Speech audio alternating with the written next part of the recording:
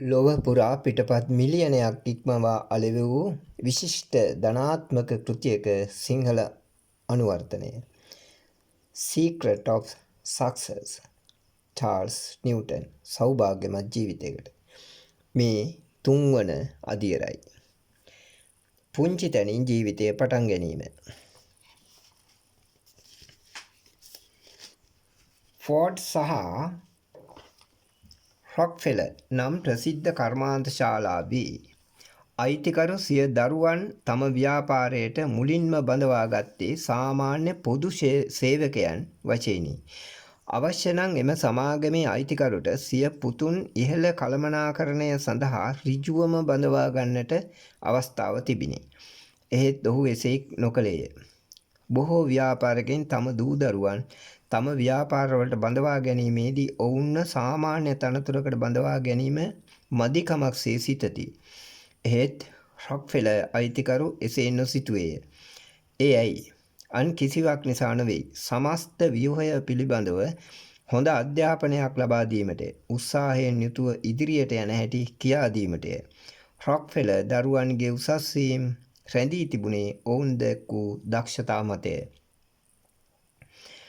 අද ලෝකයේ වෙසෙන ව්‍යාපාරිකයින් අති බහුතරයක් දෙනා සිය ව්‍යාපාර ගොඩනංවා ඇත්තේ එක් රැයකින් නොවේ. ඒ බහුතරයක් දෙනා පුංචි තැනින් ජීවිතය පටන් ගත්ත වුන්ය. ඇතැම් විට එලෙස සුපිරි ව්‍යාපාරිකයන් බවට පත් වූවන්ගේ පසු පරම්පරාවන් විසින් එම ව්‍යාපාර බංකොලොත් තත්ත්වයට පත් කරගන්නා අවස්ථා ඕනෑ තරම් තිබේ. එසේ වීමට හේතු වන්නේ එම පසු පරම්පරා නිසාය.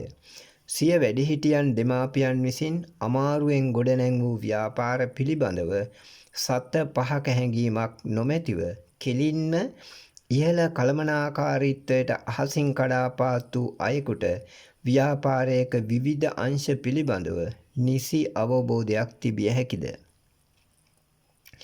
සියාත් ආයතනයේ ව්‍යාපාරයේ සියලු තරාතිරම්වල සේවකයින්ගේ වැඩ කටයුතු සුබසාධනය හැකියාවන් දුර්වලතා ආදිය පිළිබඳව මනා අවබෝධයක් ආයතන ප්‍රධානියෙකුට හෝ ව්‍යාපාරිකයෙකුට තිබිය යුතුය. එම අධ්‍යාපනයට මම යොදන නම පතුලේ සිට ලබන අධ්‍යාපනය යන්නයි.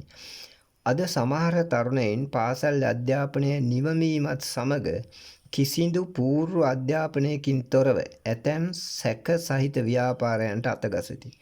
උදාහරණ ලෙස පුවත්පත් කලාව හා ව්‍යාපාර පිළිබඳ මෙලෝ හසරක් නොදත් ඇතමුන් පුවත්පත් ප්‍රකාශකයින් වීමට සිතති. ඕනෑම ව්‍යාපාරයක් ඇරඹීමට පෙර එම ව්‍යාපාර පිළිබඳව පූර්ණ අධ්‍යයනයක් කිරීම අතිශය වැදගත්ය. වඩා වැදගත් වන්නේ එම ව්‍යාපාරයේ ඇරඹීම සඳහා වැය කරන මූල්‍ය ධාරිතාව නොවේ. එම ව්‍යාපාරය සඳහා වන වෙළඳපොළයි. අලෙවිකරණය වනාහි ව්‍යාපාරිකයෙකු උගත යුතු වැදගත්ම විෂයකි. මෙයින් අදහස් කළේ හුදෙක් විශ්වවිද්‍යාල වලින් හෝ එබඳු උසස් අධ්‍යාපන ආයතන වලින් ලබා ගන්නා සිද්ධාන්තික දැනුම සම්බන්ධයෙන් පමණක් නොවේ. ඊට වඩා වැදගත් වන්නේ පුද්ගලික අවබෝධයයි. ඕනෑම කෙනෙකුට ආදර්ශයක් ගත හැකි ලෝඩ් නොත්ලිෆේස් කතාව මම මොහොතකට ඔබට කියමි. ඔහු බටහිර ලෝකයේ පුරා ප්‍රචලිතව සිටින්නේ පුවත්පත් ලෝකයේ නැපෝලියන් වශයෙනි.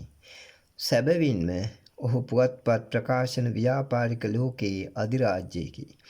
ඔහු විසින් ප්‍රකාශයට පත් කරන ලද පුවත්පත් හා වාර සංග්‍රහ සංඛ්‍යාව 110කි. බටහිර ඉංග්‍රීසි ලෝකයේ අතිශය ප්‍රකට ඔහුගේ ද ටයිම්ස් පුවත්පතේ සමස්ත අලවිය මිලියන 55කි. ඒත් මේ පත්තර අධිරාජ්‍යයා තම ජීවිතය මුලින් ඇරඹුවේ අකුරු අමුණන කම්කරුවෙකු වශයෙනි. ඉක්බිති තැනින් තැනට පත්තර ගෙන ගොස් විකුණන පත්තර වෙළෙන්දකු වශයෙනි. ඒත් මෙලෙස පුංචි තැනින් ජීවිතය පටන් ගත්තත් නොක්ලිෆේ යා යුතු ඉහළම දුර ගියේය.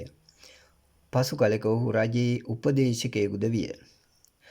අද බොහෝ විට රජයේ හෝ පුද්ගලික අංශයේ ඉහළ පෙළේ රැකියාවන්ට බඳවා ගැනීමේදී ඔවුන්ට ලබා දෙන්නේ පරිපාලනමය දැනුමක් පමණි. ඔවුන් සැනින් ශීතකාමරවල සුව පහසු ලෙස සිය වැඩ ආරම්භති. එහෙත් ඔවුන්ගේ දැනුම කිසිවිටකත් පහළ ශ්‍රේණියක සිට ක්‍රමක්‍රමයෙන් ඉහළට පැමිණ අත්දැකීම් උකහා ගත් සේවකයෙකුගේ දැනුම හා සමාන නොවේ. එබැවින් ඕනෑම ක්ෂේත්‍රයකට අභ්‍යවකාශයේ සිට පාත්වීමට වඩා සුදුසු වන්නේ ක්‍රමක්‍රමයෙන් ඉහළට ඒමේ ක්‍රමයයි.